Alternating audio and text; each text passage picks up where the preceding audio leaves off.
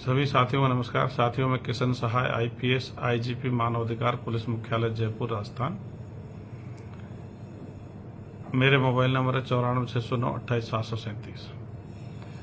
जैसा कि अपन ने पहले ही बता रखा है, भाई वैज्ञानिक दृष्टिकोण मानवतावादी विश्व समाज विचारधारा का प्रमुख आधार है। जो अपन ने विचारधारा मिशन चला रखा है मानवतावादी विश्व समाज 7-8 साल से, उसमें अंधविश्वास मुक्त, वैज्ञानिक दृष्टिकोण, परंपरागत धर्म विहीन, जाति विहीन, नस्लभेद मुक्त, साहसी, शिक्षित, स्वस्थ और उच्च नैतिक मूल्य वाले मानवतावादी विश्व समाज का निर्माण करना अपना प्रमुख लक्ष्य है।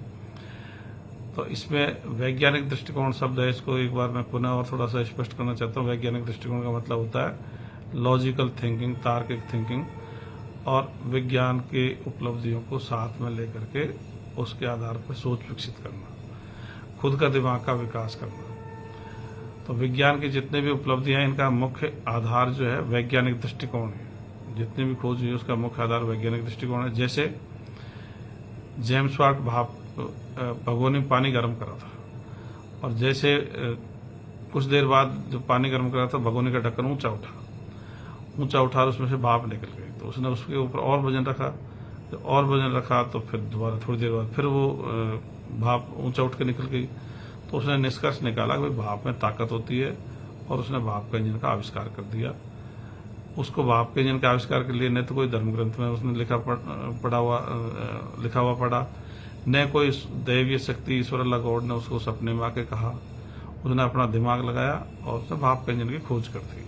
अब ढक्कन तो पहले भी ऊपर उठते थे जब भी भाप से, लेकिन किसी ने गौर नहीं किया। इसी तरह न्यूटन सेब के पेड़ के नीचे सो रहा था, तो सेब नीचे गिरा। तो उसने ऑब्जर्व किया, भाई सेब नीचे क्यों गिरा, ये अदर भी नहीं लटका, ऊपर भी नहीं गया, नीचे ही आया। तो उसने उसके आधार पर गुरुत्वाकर्षण बल की खोज कर दी। तो कहने का मतलब जितने विज्ञान की खोज हुई है वो आदमी ने अपने दिमाग से करी है। न्यूटन ने न तो कोई धर्म ग्रंथ में ऐसा पढ़ा, न कोई न्यूटन को कोई सपने में आके ईश्वर लगोड ने या कोई फरिश्ते ने कुछ आके बताया। इस तरह से सारी की सारी विज्ञान की जो रिसर्च है वो वैज्ञानिक दृष्टिकोण पर ही आधारित है। वैज्ञानिक दृष्टिकोण का मतलब है कॉज इफेक्ट थ्योरी को मानना, खुद का दिमाग का इस्तेमाल करना, तार्किक दृष्टि से सोचना और उसकी गहराई में जाना, उसके कारण का पता लगाना। वैज्ञानिक दृष्टिकोण ईश्वरवादी अल्लाहवादी दृष्टिकोण के विपरीत है, जिसके तहत जो भी घटना घटती है उसको ईश्वर अल्लाह गॉड कराता है। वो डूअर इफेक्ट थ्योरी है, मतलब डूअर करता ईश्वर होता है और उसका प्रभाव से चीजें चल रही हैं। तो वैज्ञानिक दृष्टिकोण तो कहता है भाई पृथ्वी सूर्य के चारों तरफ चक्कर लगाती है, उसमें गुरुत्वाकर्षण बल की वजह से लगा रही है, ये कारण है। और ईश्वरवादी अल्लाहवादी दृष्टिकोण कहता है पृथ्वी को ईश्वर अल्लाह गॉड घुमा रहा है, इसलिए उसके चारों तरफ चक्कर लगा रही है।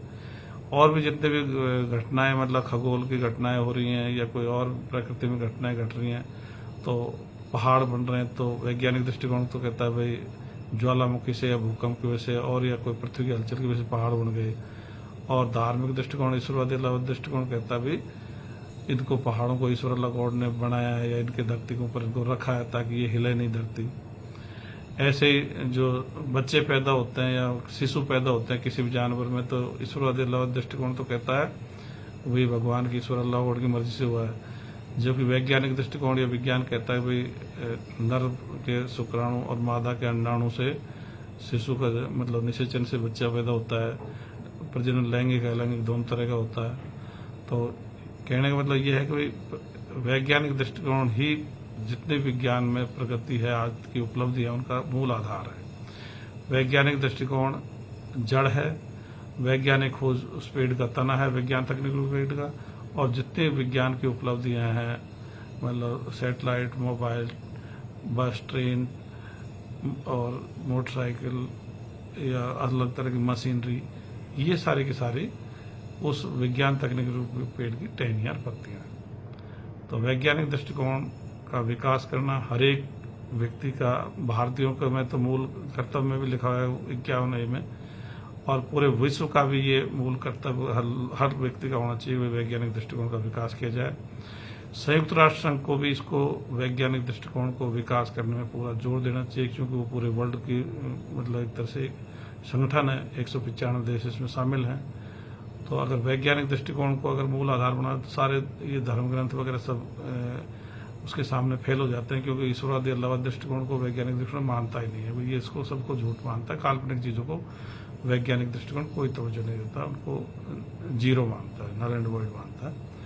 तो मैं चाहूँगा हर व्यक्ति वैज्ञानिक दृष्टिकोण को ज़्यादा से ज़्यादा लोगों में फैलाए और खुद वैज्ञानिक दृष्टिकोण के हिसाब से सोचे और दूसरों को भी इसको विकसित वैज्ञानिक दृष्टिकोण विकसित करने में सहयोग करे, ताकि देश और समाज विज्ञान तकनीक में सुपर पावर बने, भारत सुपर पावर बने, लोगों को रोजगार मिले। धन्यवाद।